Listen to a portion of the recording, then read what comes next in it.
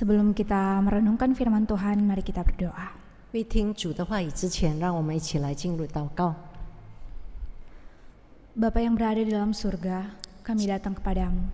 亲爱的天父上帝，我们来到你的跟前， Sekali lagi kami memohon anugerah dan pimpinan daripada Tuhan, 我们再次的向你求恩典、求引领， karena dengan diri kami tidak dapat memahami kebenaran-Mu ya Tuhan. 因为我们知道，如果没有你的引领，我们是无能为力的。 Kami mohon hikmat yang berasal daripada-Mu. 主啊，我们求你从你而来的智慧， Kami butuh pimpinan Roh Kudus-Mu di dalam hati kami, 我们需要圣灵的带领， agar kami tidak hanya siap untuk memahami dan mengerti setiap kebenaran yang kami dengarkan, 好让我们能够明白你所赐给我们的每一句话语。 tetapi benar-benar digerakkan untuk menghidupi setiap kebenaran yang Engkau 不但如 sampaikan 此 bagi kami. 我们还能够活出你所教导我们的。 Berbicaralah kepada kami ya Tuhan, 主啊，求你向我们说话， dan layakkan kami. 求你使我们配得。 Demi nama Tuhan Yesus Kristus firman yang hidup kami berdoa. 奉靠主耶稣基督的名，我们祷告， Amin. 阿门。 Selamat malam Bapak Ibu Saudara-saudara sekalian. 亲爱的弟兄姊妹们，晚安。 Malam hari ini saya diberikan tema How to Get Close in Spiritual Friendship, 今天 Acceptance. 今天我们的主题就是接纳，就是好让我们如何的能够有这个属灵的这个友谊。 Untuk merenungkan bagian ini kita akan baca dari satu bagian firman Tuhan di dalam kitab surat Yohanes. 我们在听主的话语之前，我们要先看一段圣经，就是在约翰福音， Mohon maaf Bapak Ibu, Injil Yohanes maksud saya. Yohanes pasal 8. 约翰福音第8章， Yohanes pasal 8 ayatnya yang kedua hingga ayatnya yang ke-11. 约翰福音第8章第2到第11节。 Saya akan bacakan bahasa Indonesianya dan akan dilanjutkan dengan bahasa Mandarinnya. 先用印尼语来读，然后接下来就用华语来读。 Pagi-pagi benar ia berada lagi di bait Allah dan seluruh rakyat datang kepadanya. Ia duduk dan mengajar mereka. Maka ahli-ahli Taurat dan orang-orang Farisi membawa kepadanya seorang perempuan yang kedapatan berbuat zina. Mereka menempatkan perempuan itu di tengah-tengah lalu berkata kepada Yesus, "Rabi, perempuan ini tertangkap basah ketika ia sedang berbuat zina. Musa dalam hukum Taurat memerintahkan kita untuk melempari perempuan yang demikian. Apakah pendapatmu tentang hal itu?" Mereka mengatakan hal itu untuk mencobai dia, supaya mereka memperoleh sesuatu untuk menyalahkannya. Tetapi Yesus membungkuk lalu menulis dengan jarinya di tanah. Dan ketika mereka terus-menerus bertanya kepadanya, ia pun bangkit berdiri lalu berkata kepada mereka, "Barang siapa di antara kamu tidak berdosa, hendaklah ia yang pertama melemparkan batu kepada perempuan itu." Lalu ia membungkuk pula dan menulis di tanah. Tetapi setelah mereka mendengar perkataan itu, pergilah mereka seorang demi seorang, mulai dari yang tertua. Akhirnya tinggallah Yesus seorang diri dengan perempuan itu yang tetap di tempatnya. Lalu Yesus bangkit berdiri dan berkata kepadanya, "Hai perempuan, di manakah mereka? Tidak adakah seorang yang menghukum engkau?" Jawabnya, "Tidak ada Tuhan." Lalu kata Yesus, "Aku pun tidak menghukum engkau. Pergilah dan jangan berbuat dosa lagi mulai dari sekarang." 约翰福音第8章第2到第11节。清早又回到店里，众百姓都到他那里去，他就坐下，教训他们。文士和法利赛人带着一个行淫时被拿的妇人来，叫他站在当中。他就对耶稣说：“夫子，这妇人是正行淫之时被拿的。摩西在律法上吩咐我们把这样的妇人用石头打死。你说该把她怎么办呢？怎么样呢？”他们说这话乃是要试探耶稣，要得着告他的把柄。耶稣却弯着腰，用指头在地上画字。他们还是不住地问他，耶稣就直起腰来，对他们说：“你们中间谁是没有罪的，谁就可以先拿石头打他。于是又弯着腰，用指头在地上画字。他们听见这话，就从老到少，一个一个都出去了，只剩下耶稣一人，还有那妇人仍然的站在当中。耶稣就直起腰来，对他说：“妇人，那些人在哪里呢？没有人定你的罪吗？”他说：“主啊，没有。”耶稣说：“我也不定你的罪，去吧，从此不要再犯罪了。” Puji Tuhan untuk firman yang sudah boleh dibacakan. 我们感谢主，主的话语已经被诵读。Nah, Bapak Ibu, malam hari ini kita membaca satu bagian yang menunjukkan kepada kita sesuatu yang kalau boleh saya katakan challenging atau menantang. 我们读了这段经文，我们就会晓得说，现在我们所读的这段经文是属于比较挑战性的。Challenging dalam pemahaman kita akan suatu konsep tentang penerimaan atau acceptance. 就是我们对这个接纳来说，这个定义的那种挑战。Karena menariknya dalam pembacaan kita malam hari ini, kita melihat bagaimana konsep penerimaan ini tidak dikontraskan dengan penolakan, tetapi dengan penghakiman. 我们注意到这个接纳呢，并不是说跟这个拒绝相对，而是跟这个论断相对。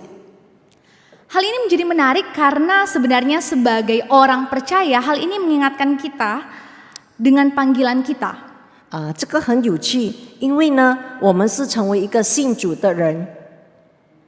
Panggilan kita sebagai orang percaya, 我们的呼召就是成为一个信主的人。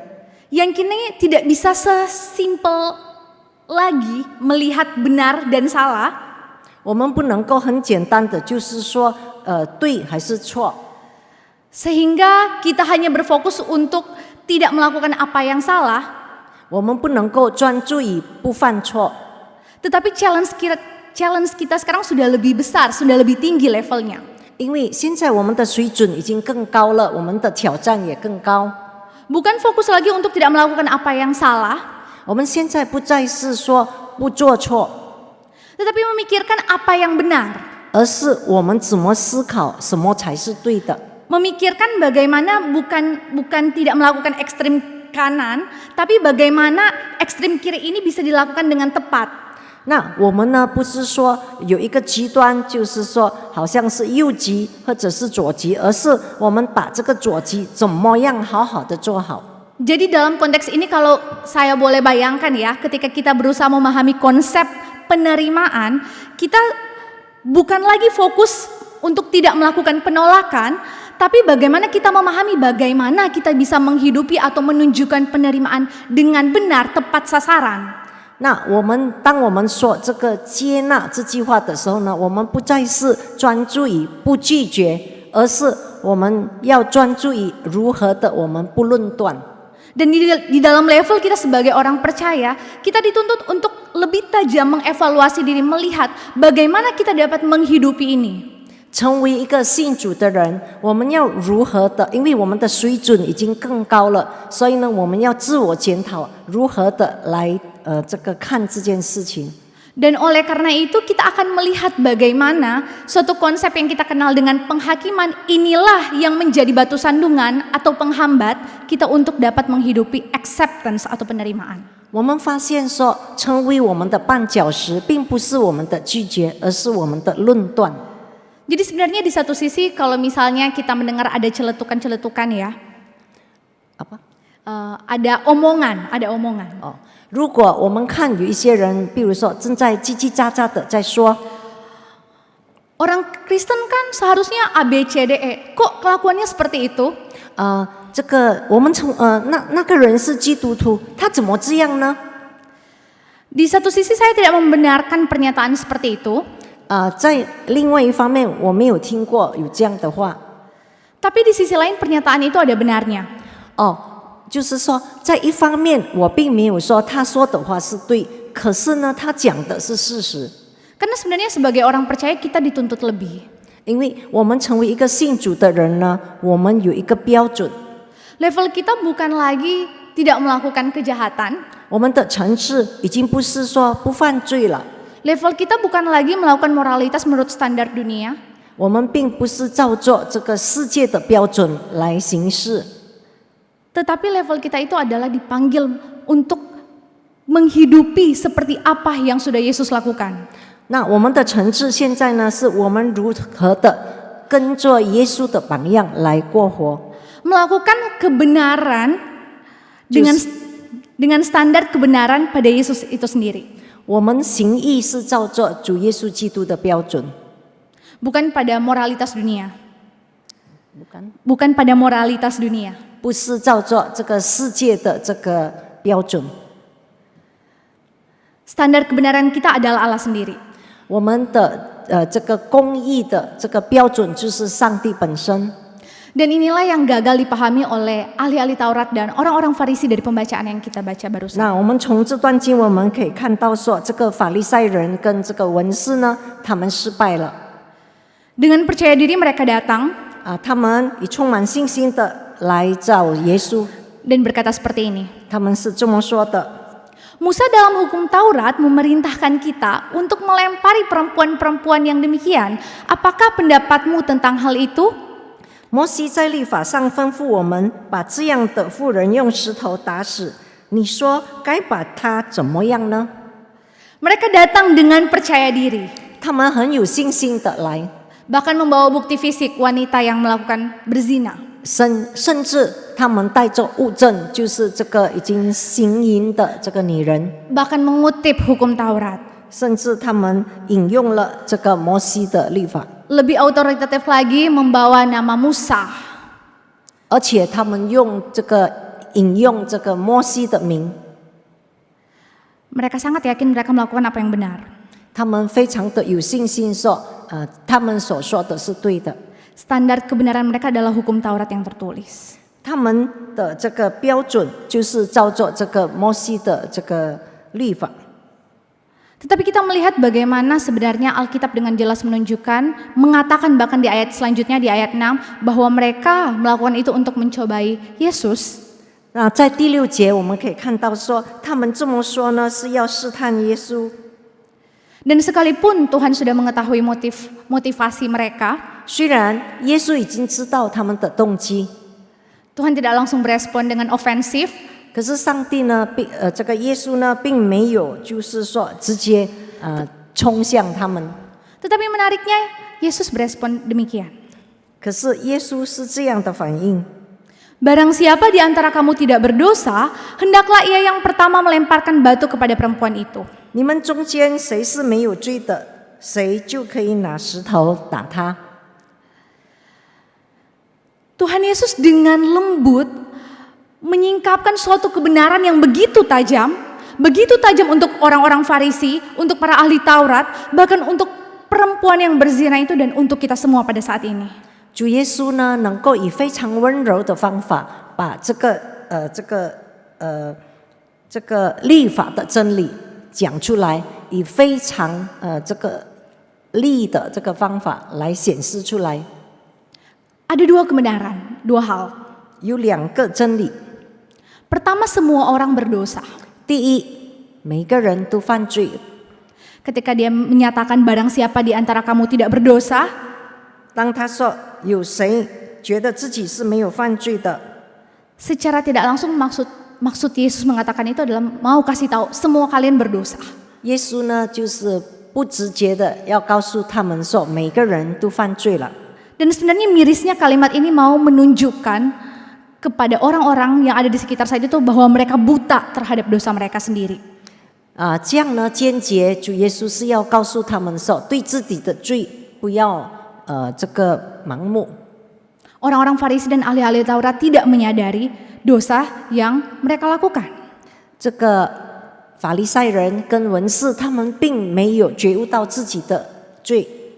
Hal kedua, kebenaran yang disingkapkan dari pernyataan Yesus tersebut adalah 第二， bahwa semua orang butuh belas kasihan. 每个人都需要神的怜悯。 Dan menariknya hal ini pun mengimplikasikan bahwa sebenarnya Orang-orang Farisi dan ahli-ahli Taurat saat itu, mereka tidak menunjukkan belas kasihan. 那在这里我们可以看到说，很有趣的就是这个法利赛人跟文士，他们并没有表现出他们的怜悯的心， Dan alasannya satu, 他们有一个理由， mereka gagal memahami kebenaran Tuhan. gagal apa？ Gagal memahami kebenaran Tuhan. 他们呢不能够明白神的真理， Mereka gagal memahami Taurat yang mereka bangga-banggakan. 他们呢不能够明白神所赐的这个律法。 Nah, ketika mereka mengatakan ayat ini yang tadi sudah disebutkan Yohanes 8 ayat 5, menariknya adalah mereka menunjukkan adanya penghakiman kepada perempuan yang berzina itu, dan mereka menunjukkan bahwa mereka paham akan Taurat. 他们呢，在这个约翰福音第8章第5节呢，他们表示说，他们对这个律法的真理明白，所以他们说对这个女人要如何的处罚。 Tapi sebenarnya apa yang mereka pahami sebagai kebenaran itu patut kita pertanyakan. Tapi kebenaran yang mereka pikir kebenaran patut kita pertanyakan. 可是他们所谓的他们的理解呢，我们会有一些疑问。 Karena mereka memahami Taurat hanya secara parsial atau sebagian. 因为他们只是部分的理解这个律法的真理。 Mungkin bagi mereka hukum Taurat berfungsi hanya untuk menyatakan kesalahan dan dosa. 因为呢，他们可能认为说律法呢只是显示出我们所犯的错跟罪。 Mereka lupa satu hal yang sangat penting. 他们忘了一个很重要的这个点子。 Bahwa hukum Taurat itu menunjukkan atau mengekspresikan pribadi atau karakter Allah sendiri. 因为呢，他们忘了说这个律法呢是上帝的品格之一。 Taurat lebih dari sekedar hukum tertulis. 因为这个律法呢，远超过这个写出的这个法律。 Jadi ketika kita memahami Taurat adalah ekspresi dari karakter Allah, kita tidak dapat memisahkan atau kita tidak dapat memahami hukum Taurat di luar dari Allah sendiri. 如果我们已经知道说律法就是上帝的这个品格的显示呢，那表示说，当我们理解这个律法的时候呢，离不开上帝的本身。 Karena esensi dari hukum itu adalah karakter Allah. 因为呢，这个律法的这个最重要的经典就是在于上帝的品格。 Jadi kalau standar dari hukum itu adalah Allah sendiri, tidak akan ada hukum di luar Allah, tidak akan ada kebaikan, tidak ada kebenaran di luar Allah. 那如果我们的标准是上帝本身，那没有任何这个善行或者是恩典是上帝以外的。 Sehingga dengan memahami bahwa Allah adalah dasar dari hukum itu sendiri, kita baru bisa mendefinisikan apa itu benar, apa itu baik, apa itu salah. 如果我们知道说上帝就是一切的基础，那我们就是要根据上帝才晓得说这个是对，这个是错。 Nah, ini kita bisa lihat bagaimana Allah menunjukkan karakter Dia di dalam hukumnya, dalam perintah Dia. Misalnya dari Matius 22 ayat 37 sampai 40. 就如在这个马太福音22章37到40节，我们就可以看到上帝本身的品格跟他的这个性格。 Nah, kita sudah sangat familiar dengan ayat ini ya, hukum kasih kepada Tuhan dan kasih kepada sesama. 我们已经非常的熟悉这段经文。 Nah, tetapi menariknya saya meng-highlight bagian kalimat yang terakhir saya bacakan. Pada kedua hukum inilah tergantung seluruh hukum Taurat dan kitab para nabi.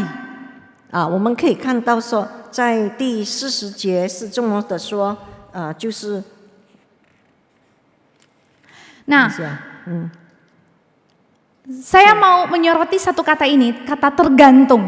我要说的就是说，靠着这句话。 Ketika Alkitab menuliskan bahwa pada kedua hukum kasih inilah tergantung seluruh hukum dan kitab para nabi, 那所有的这个律法典章是靠着这个两个条例。 ini bukan cuma sekedar ringkasan dari 10 hukum Taurat, 2 hukum kasih ini.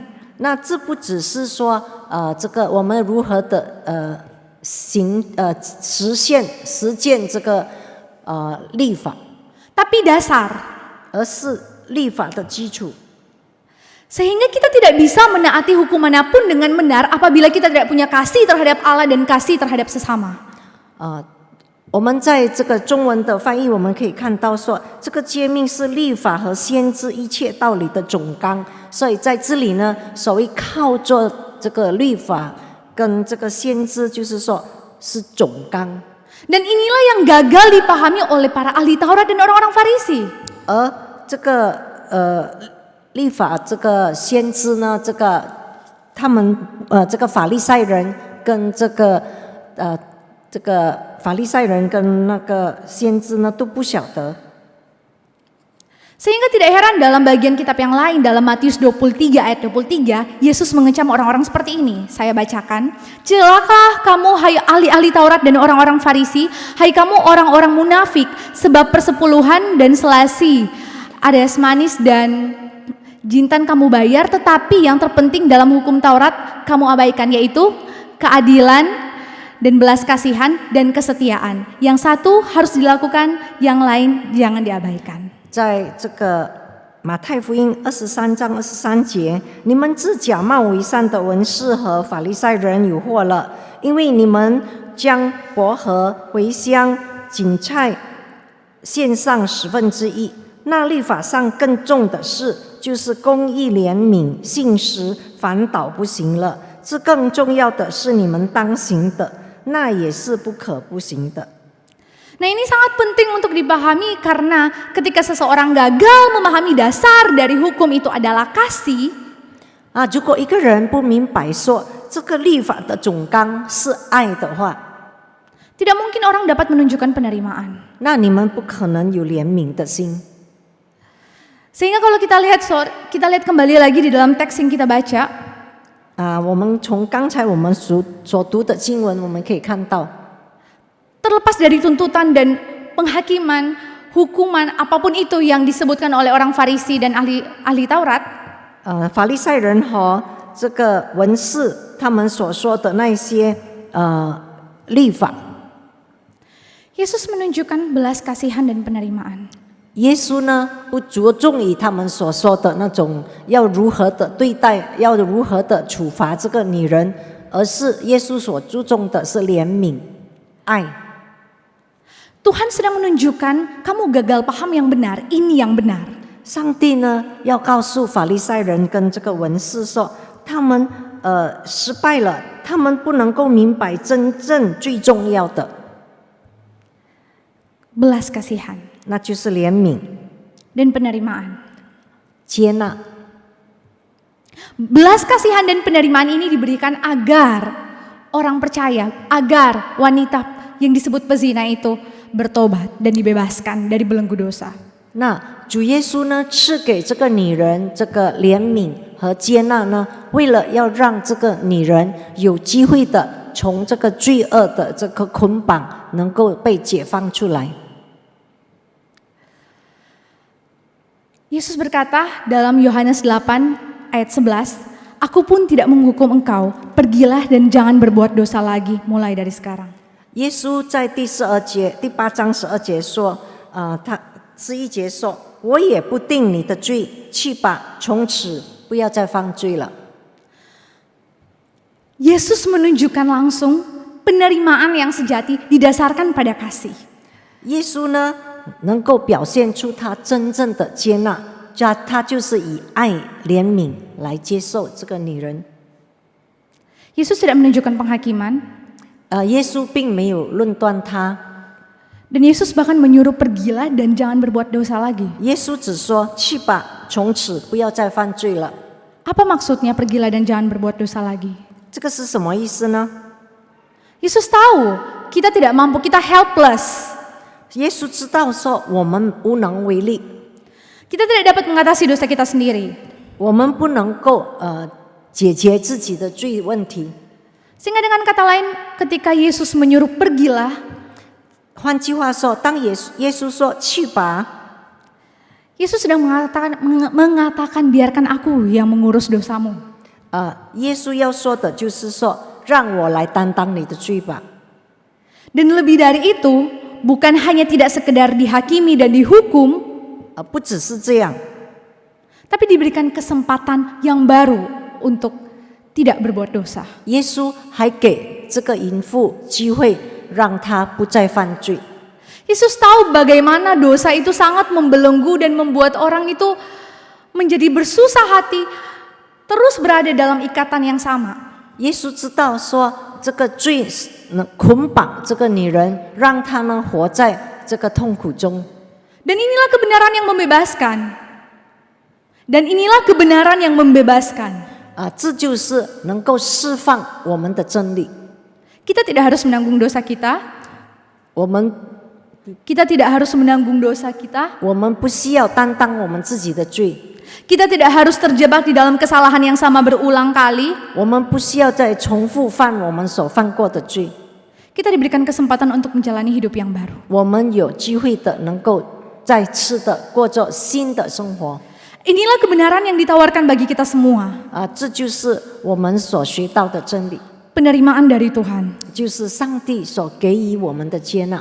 Hanya orang-orang yang sudah menerima kasih dan belas kasihan dari Kristuslah 就是那一些曾经接受主耶稣的接纳与怜悯的人， yang dapat menunjukkan penerimaan yang sejati bagi orang lain. 才能够把神的怜悯与接纳也赐给他 Kenapa 人。 demikian? 这样的话呢， Karena ketika kita menerima kasih dan penerimaan dari Allah, 为什么这样呢？因为当我们从上帝得到接纳与怜悯的话， kasih yang tidak terbatas itu, 上帝所赐给我们无限的爱， kapasitas hati kita diperbesar. 我们的这个心胸更广大。 Karena bagaimana mungkin kita menerima kasih yang besar itu dengan cup yang kecil? 因为如果神给我们很广大的爱，我们不可能用我们很小的心胸来接受。 Sehingga ketika kita menerima kasih Kristus, 所以，当我们接受主赐给我们的爱， kapasitas hati kita diperbesar untuk dapat mengasihi dan menerima orang lain. 我们的心胸也越来越广大，我们能够接受、接纳别人。 Mengakhiri renungan kita pada malam hari ini, 今天我要结束这个主的话语， setidaknya 2 hal ini yang harus kita ingat. 有2件事情我要向你们。 Bagaimana kita dapat menunjukkan penerimaan bagi orang lain? 我们要如何的能够表现我们的接纳？ Satu respon tadi yang lembut namun begitu tajam, 我们看到说，主耶稣的回应是非常的温柔，可是非常的这个尖利， mengajarkan kita bagaimana seharusnya kita menunjukkan penerimaan bagi orang lain. 教导我们如何的接纳他人， Dengan cara mengingat 2 hal ini. 就是接纳这2件事情， Mengingat betapa berdosanya kita, 接受说我们本身也是罪人， namun di saat yang bersamaan mengingat betapa besar kasih Allah bagi kita. 在同时我们也能够接纳说神的爱是多么的广大。 Sehingga kita tidak terjebak pada penghakiman seperti yang dilakukan orang Farisi dan para ahli Taurat. 所以我们呢，不再以像这个法利赛人跟文士有那种心态， Yang buta terhadap dosa mereka 就是说对自己的罪盲目， dan dengan mudahnya menghakimi. 而勇敢的来论断别人。 Kita diberikan kesempatan oleh Tuhan. 上帝赐给我们机会， Tuhan telah menunjukkan penerimaan sejati bagi kita. 上帝已经给我们真正的接纳。 Dan dengan kapasitas hati yang telah diperbesar oleh Tuhan inilah 上帝已经把爱赐给我们，使我们的心胸广大。 kita berusaha menunjukkan penerimaan bagi orang lain. 按照神所赐给我们的爱呢，我们也能够接纳他人，接受他们。 Kiranya Tuhan menolong kita 愿上帝让我们能够行得出来， untuk terus menghidupi kasih yang sejati 让我们能够活着上帝真正的爱， dengan standar kebenaran dari Tuhan sendiri. 照着上帝这个公义的标准。 Namun di saat yang bersamaan menunjukkan belas kasihan yang begitu besar bagi orang lain. 同时呢，我们也能够对他人有那种怜悯的心态。 Dari sanalah kita mendapati diri kita semakin dekat dengan Tuhan, semakin dekat dengan sesama. 这样的话呢，让我们的心能够越来越亲近主，也能够越亲近我们的邻舍。 Mari kita berdoa. 让我们一起来进入祷告。 Tuhan, kami butuh anugerah-Mu. 主啊，我们需要你的恩典。 Kami mengakui Tuhan, kami tidak mampu dengan diri kami sendiri. 我们承认，我们对自己我们是无能为力， Bahkan untuk menjalani hidup dengan benar. 甚至我们也无能为力的如何的真正的行事为人。 Seringkali kami lupa betapa besar dosa kami 我们常常忘了我们的罪是多么的大， dan bagaimana kami seringkali menghidupi hidup dengan kebenaran kami sendiri. 我们常常呢是照着我们的这个真理标准来过着我们的生活。 Ampuni kami ya Tuhan, 主啊，求你赦免我们， dan tolonglah kami. 求你帮助我们。 Seperti perempuan yang berzina, kami mau menerima anugerah belas kasihan dan penerimaan daripada-Mu. 就像这位行淫的妇人，我们也向你求恩典。 Mampukan kami untuk menerima orang 主 lain 啊，求 juga. 你怜悯我们，赦免我们。 Terima kasih ya Tuhan. 主啊，我们感谢你， Kami berdoa, amin. 我们感谢你的恩典。 Amin. 阿明。